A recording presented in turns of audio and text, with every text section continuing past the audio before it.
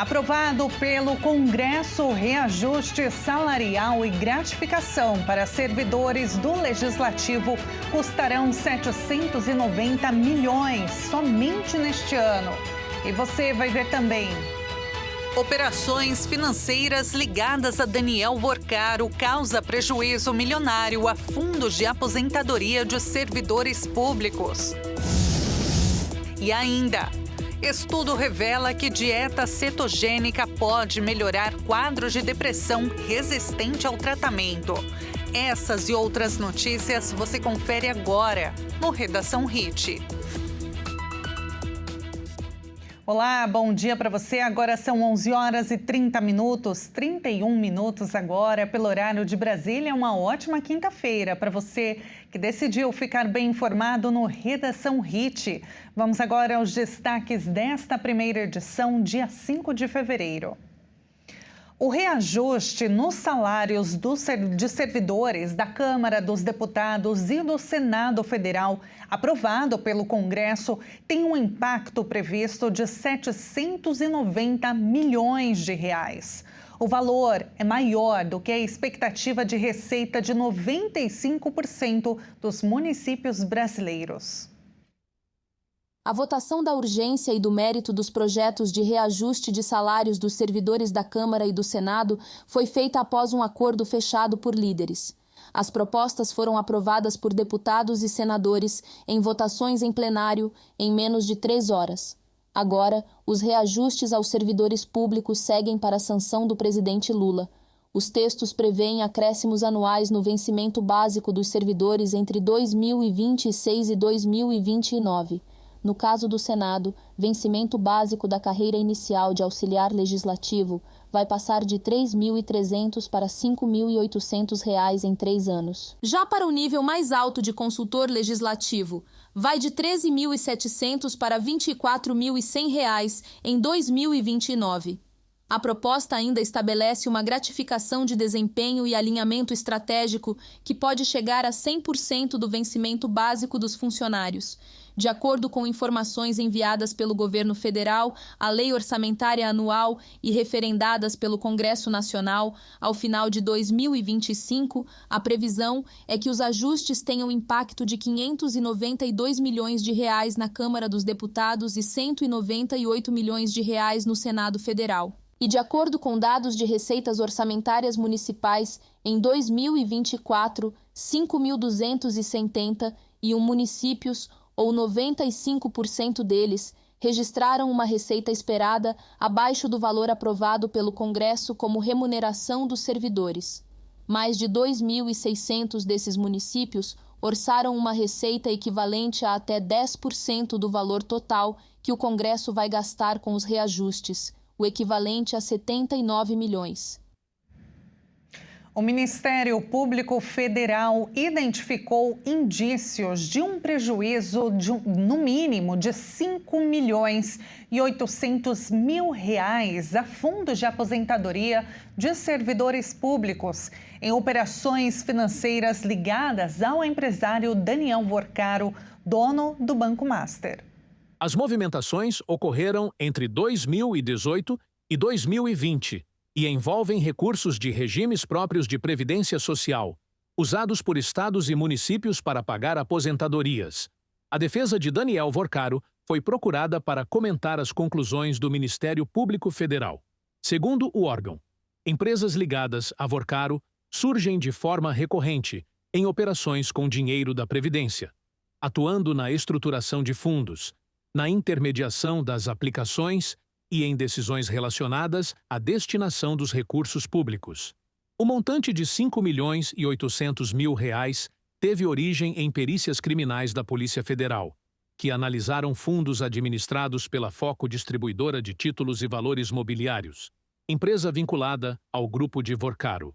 Segundo o Ministério Público Federal, o número representa apenas parte do impacto, porque a extensão total do dano ainda depende da análise de outros investimentos e de novos regimes próprios de previdência.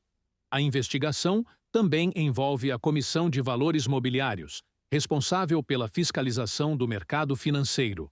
O órgão foi instado a analisar a movimentação de empresas ligadas à família, Vorcaro entre 2018 e 2020. De acordo com o MPF, dados públicos da CVM, como registros de fundos, administradores e alterações societárias, serviram para o cruzamento de informações da investigação. O Ministério Público Federal também solicitou medidas, como a suspensão de registros de fundos e gestores, enquanto as apurações continuam. O presidente do Supremo Tribunal Federal, Edson Fachin, cancelou o almoço no próximo dia 12 com ministros, em que discutiria um cronograma para a implantação do Código de Ética na Corte. De acordo com a assessoria do Supremo Tribunal Federal, afirma que decisão de adiamento do presidente da Corte, Edson Fachin, se deu por alguns colegas terem avisado que não compareceriam, alegando, entre outras coisas, viagens para o Carnaval. O aviso do cancelamento chegou ao conhecimento de magistrados, horas depois de o ministro Alexandre de Moraes dar diversos recados contrários à adoção do Código.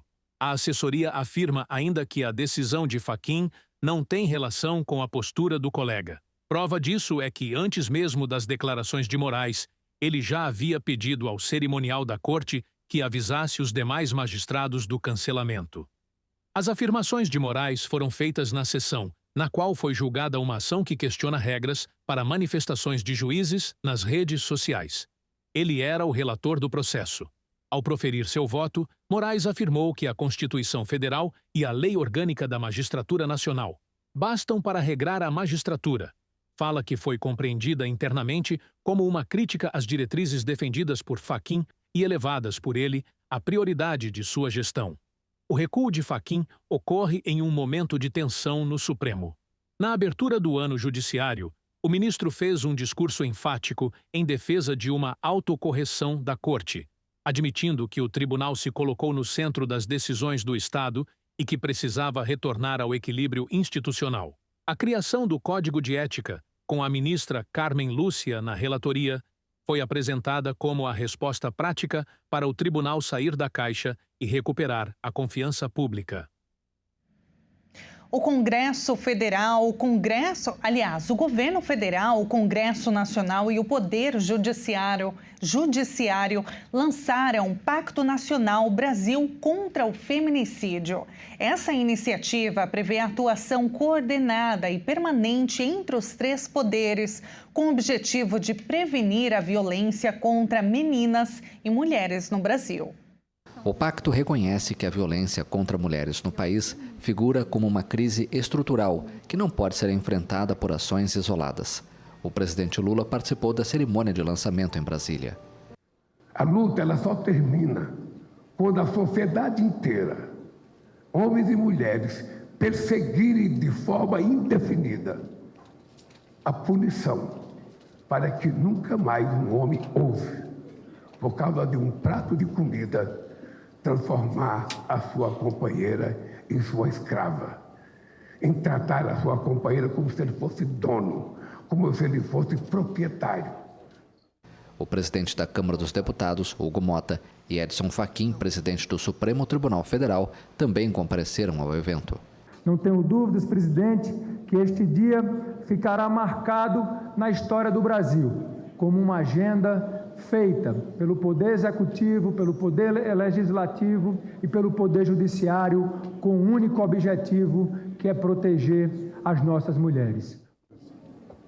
O feminicídio é uma violação de direitos humanos que deve ser repudiada, punida e erradicada da vida social. Será lançada ainda uma campanha orientada pelo conceito Todos Juntos por Todas, convocando toda a sociedade a assumir papel ativo no enfrentamento à violência.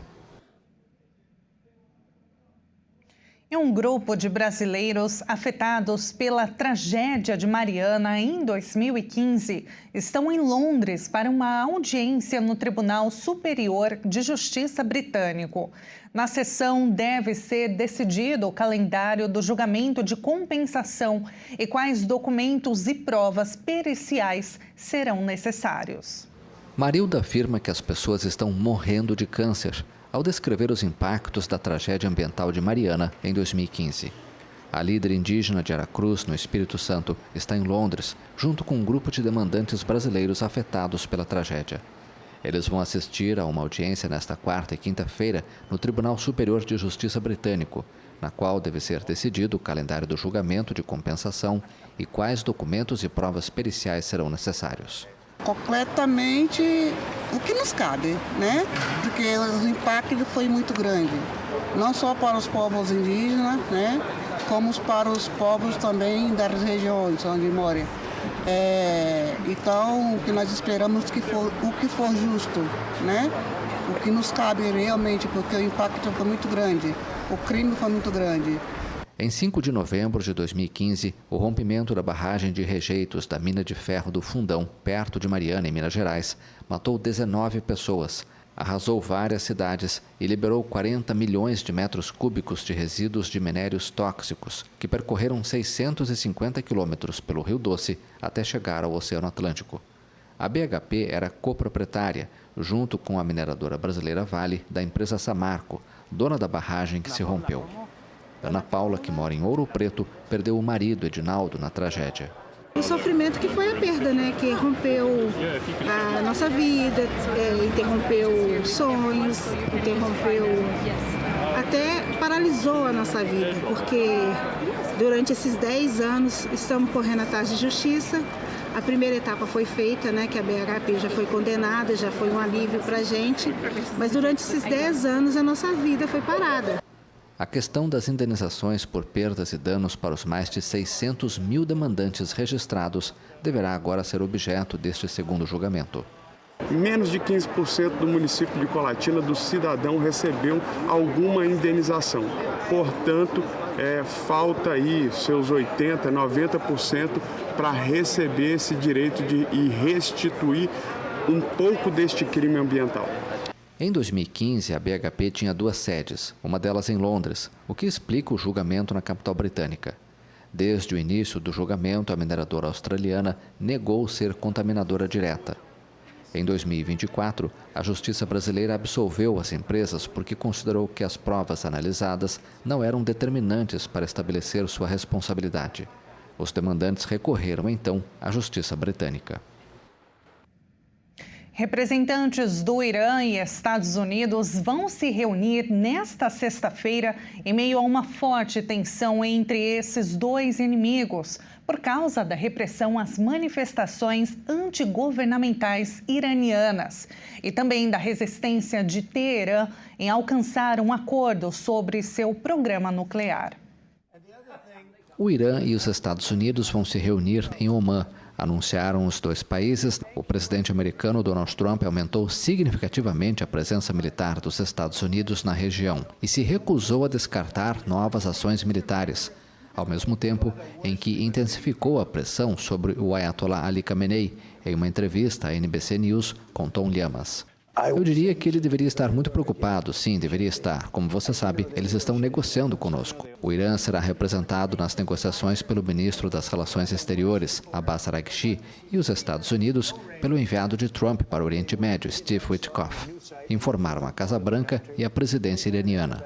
O chefe da diplomacia americana, Marco Rubio, afirmou que Washington está pronto para se reunir com o Irã, mas somente se os programas nucleares e de mísseis balísticos de Teherã forem discutidos. Em conversas anteriores sobre seu programa nuclear, Teherã descartou discutir seu armamento. O Irã está sob crescente pressão devido à repressão aos protestos antigovernamentais e vem perdendo a influência na região com o enfraquecimento do Hezbollah no Líbano, em decorrência das ações militares israelenses e a queda de Bashar al-Assad na Síria.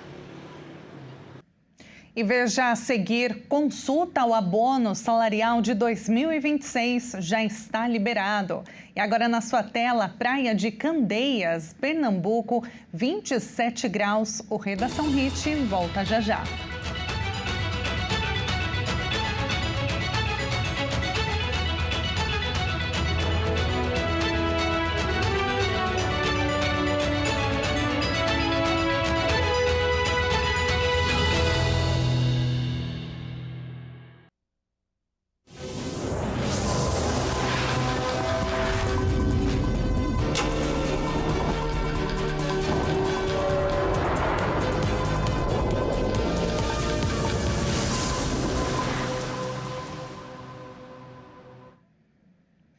O Redação Hit está de volta agora no horário de Brasília, 11 horas e 47 minutos.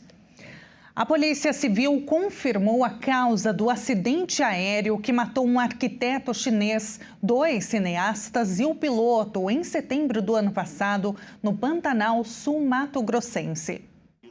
As peças da aeronave passaram por avaliação técnica e perícia no hangar do Departamento de Repressão à Corrupção e ao Crime Organizado no início de janeiro. Vieram de Aquidauana, a cerca de 140 quilômetros da capital de Mato Grosso do Sul, onde caiu o avião que transportava o renomado arquiteto chinês Kong Jianyu, os cineastas Rubens Crispim e Luiz Fernando e o piloto Marcelo Pereira. Com o CENIPA fizemos os levantamentos e optamos em que pese. Nós já tínhamos nossas considerações com relação ao local, nós tínhamos um histórico dessa aeronave, desse comandante, optamos por bem trabalhar tecnicamente, lacramos esse motor, fizemos o transporte dele até aqui ao Draco, nós permanecemos com ele aqui em cadeia de custódia, preservado. Também foram trazidos para cá partes da aeronave espécie Cumbaru, atingida pela aeronave. A delegada mostra que a tinta do avião está em uma das partes. A outra teria atingido a asa, como mostra este vídeo. Algo fundamental para a investigação que finalizou mais uma etapa. A análise técnica das peças foi a última etapa para definir a causa do acidente, que, segundo a investigação, ocorreu pela violação do horário de voo e, consequentemente, a falta de luminosidade. Naquele dia, na região, os voos só poderiam ocorrer até às 17h39. E já passava das 18. Essas imagens foram registradas pelos policiais do departamento responsável pela investigação nos dias seguintes ao acidente que ocorreu no dia 23 de setembro do ano passado. Levam em consideração cada horário citado por testemunhas. Neste vídeo, é possível ver como a iluminação baixa deixa quase impossível a visualização do que tem pela frente, como a pista de pouso. Quando ele tentou já fazer o seu primeiro pouso, já passando das 18 horas e quase 18h10, ele já teve problemas no alinhamento para a pista por conta da luminosidade. Ele avançou muito no seu giro de base, acabou indo para tocar, já na metade da pista ele não conseguiria frear, por conta disso ele arremeteu, fez uma curva direita, porque ele buscaria fazer o giro de base para tentar o seu pouso na posição contrária. Porém, nesse momento ele se chocou com uma árvore que era maior ali da região, que é conhecida, é nativa ali, um cumbaru, que era mais alta, mas por conta da luminosidade ela não era vista ali naquele momento. Ali naquela região não haveria possibilidade de voo noturno para a pista que era pretendida por esse comandante. Destaco que, mesmo que houvesse, o piloto e a aeronave não estavam habilitados ou homologados para fazer esse tipo de operação noturna, até por conta da licença desse comandante, que era para voo visual diurno, e a aeronave dele também só permitia voos visuais diurnos. Kong Jianyu estava no Pantanal Sul-Mato-Grossense junto com os cineastas para a gravação de um documentário que incluiria o bioma no contexto das cidades esponja, termo criado pelo próprio arquiteto para identificar locais que utilizam a natureza para absorver e reutilizar água. Marcelo Pereira, o piloto, era dono do avião de pequeno porte com espaço para 4 pessoas, modelo Cessna Aircraft de 1958, e teria sido contratado para táxi aéreo entre fazendas do Pantanal para a gravação.